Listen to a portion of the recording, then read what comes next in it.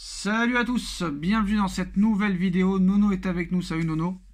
Salut Sacha. Alors le PSG, comme tous les ans, veut recruter du lourd, surtout en attaque cet été, et a décidé de mettre en priorité le coup Harry Kane. La star anglaise arrive à un tournant de sa carrière et Paris entend bien en profiter.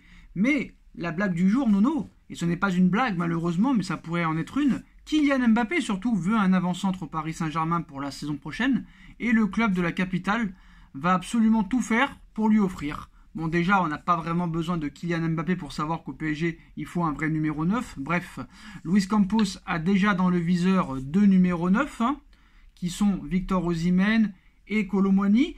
On a dit une liste aussi hier, on a rajouté Lukaku, etc. Il y a un autre joueur aussi qui intéresse le Paris Saint-Germain, Nono, en plus de Marcus Thuram, c'est Jonathan David, le Canadien. Mais le Paris Saint-Germain a décidé de franchir un cap en mettant le paquet pour faire venir Harry Kane. L'attaquant star de Tottenham et de l'équipe d'Angleterre a toujours porté le maillot de Tottenham dans sa carrière. Mais malgré ses buts à l'appel, il n'a jamais remporté le moindre trophée avec les Spurs, échouant notamment en finale de la Ligue des Champions face à Liverpool en 2019. Le Parisien dévoile ce mercredi encore une fois que le club de la capitale a décidé de mettre le dossier Harry Kane en haut de la pile, très clairement pour essayer de faire venir ce pur attaquant qu'on avait oublié, Nono, qui a déjà quand même 30 ans, qui n'a plus qu'un an de contrat avec les Spurs. Toi qui n'aimes pas trop les vieillards, parce que pour toi, même si on te le prouve semaine après semaine, Modric 38 ans, Giroud 38 ans, Benzema 36 ans, Messi 35 ans, Ronaldo qui était top jusqu'à 37, bah là 30 ans peut-être que ça va te déranger, le Harry Kane 30 ans, peut-être qu'on avait pensé qu'il avait moins. Ah bah Sacha, je vais reconnaître, je vais changer d'avis. Aujourd'hui, je m'aperçois que les grands professionnels, les grands champions, les joueurs vraiment qui font attention à leur hygiène, etc., eh ben ça dure aujourd'hui, ça dure jusqu'à 35, 36. Pour en revenir à Harry Kane, complément idéal pour Mbappé, joueur complet, travailleur, bon technicien, buteur quand il le faut, complément idéal pour Mbappé. Pour moi, ça serait vraiment la recrue qu'il faut. Sa fin de contrat fait saliver. Alors sa dernière prolongation avait énormément fait parler en 2018 puisqu'il était annoncé tout proche de plusieurs clubs de Première Ligue, dont Liverpool et surtout Manchester United, mais aussi le Real Madrid. Il avait été tout proche de claquer la porte de Tottenham avant de revenir l'un des joueurs les mieux payés de Première Ligue. Désormais, à un an de la fin de son contrat, il se trouve à un carrefour de sa carrière. Si rester chez les Spurs a été évoqué un moment, un départ est plus que jamais à l'étude et le Paris Saint-Germain entend bien jouer sa carte à fond. Alors le meilleur buteur de l'histoire de la sélection anglaise aime finir les actions, ça on l'a vu, c'est un finisseur, c'est un renard des surfaces, c'est un vrai numéro 9, mais il joue aussi énormément pour les autres, pesant sur les défenses, en créant des espaces avec ses appels intéressants. De quoi libérer littéralement, on va dire, Kylian Mbappé comme avec Giroud en équipe de France, qui s'était plaint en début de saison d'un recrutement qui ne le favoriserait pas, notamment en raison de l'absence d'un véritable pivot. Ça serait en tout cas un coup énorme pour le Paris Saint-Germain qui avait tenté sa chance pour Robert Lewandowski, mais avait souffert du manque de prestige de la Ligue 1 pour faire venir le Polonais, qui avait pris la direction du FC Barcelone. Alors maintenant, pour le faire venir Harry Kane au Paris Saint-Germain, le PSG va devoir débourser minimum 100 millions d'euros, ce qui en ferait la troisième recrue la plus chère de l'histoire du club, après Neymar et Mbappé, pas forcément de quoi freiner l'envie des dirigeants parisiens, qui entendent monter une équipe capable d'enfin briller en Ligue des Champions. Alors il y a le même article tous les ans, ça me fait assez rire, quitte à se mettre dans le rouge avec le fair play financier et l'UEFA, même si le Paris Saint-Germain va être assoupli de ce côté-là. C'est une possibilité, mais les départs envisagés de Lionel Messi et Sergio Ramos, sans compter, ça c'est plus compliqué, peut-être un départ de Neymar qui pourrait peut-être ouvrir ses portes à ce niveau. Enfin, il faudra aussi convaincre Harry Kane, qui avait plutôt tendance à rêver d'un très grand club en Première Ligue ou d'une équipe comme le Real Madrid, plutôt que de rejoindre le Paris Saint-Germain et sa faible Ligue 1. Et si cela ne devait pas se faire avec le prince Harry, une autre solution est à l'étude avec un attaquant costaud. Il s'agit selon le Parisien aussi de Romelu Lukaku qui va retourner en prêt à Chelsea l'été prochain et ne fait pas forcément partie des plans du club londonien. Alors j'ai deux questions, Nono.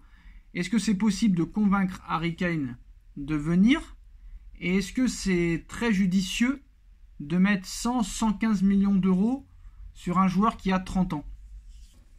Alors, première question, les Qataris ont déjà montré que quand ils veulent quelqu'un ou quelque chose, ils l'obtiennent, dans la limite du possible, bien sûr. Maintenant, quant à Harry Kane, c'est une aubaine pour Mbappé. C'est vraiment le joueur idéal, c'est le complément idéal.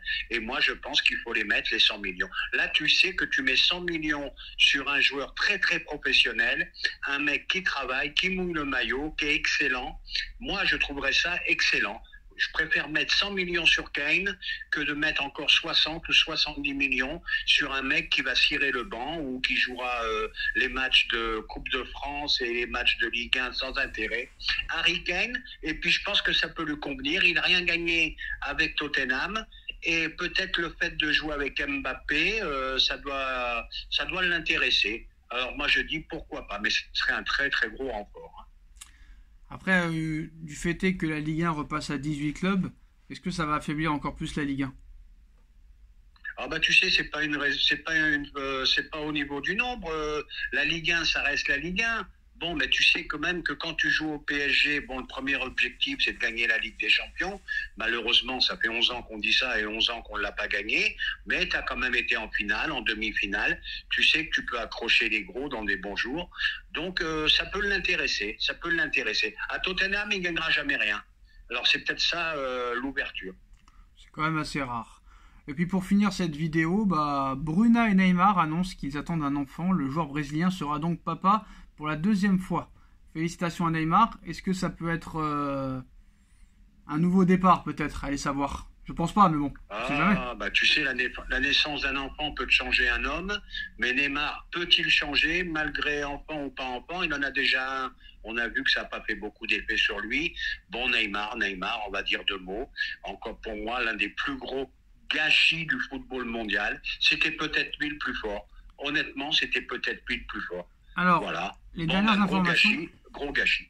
Les dernières informations avec des réponses très courtes. Alors, Javier Tebas sur Messi.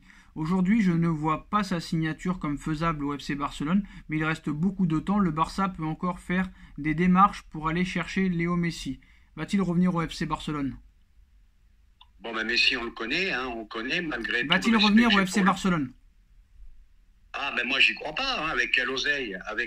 Messi ne viendra pas gratuitement. Il ne demandera pas un petit salaire. Je ne sais pas avec quoi ils peuvent le payer, à moins qu'ils vendent la moitié de l'effectif.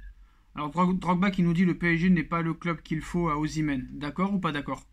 Drogba, il me fait chier. Drogba, voilà, lui aussi, c'est bas de gamme. Voilà, le mec, parce qu'il a porté le maillot de Marseille, ne va pas au PSG. Ça, j'ai horreur de ça.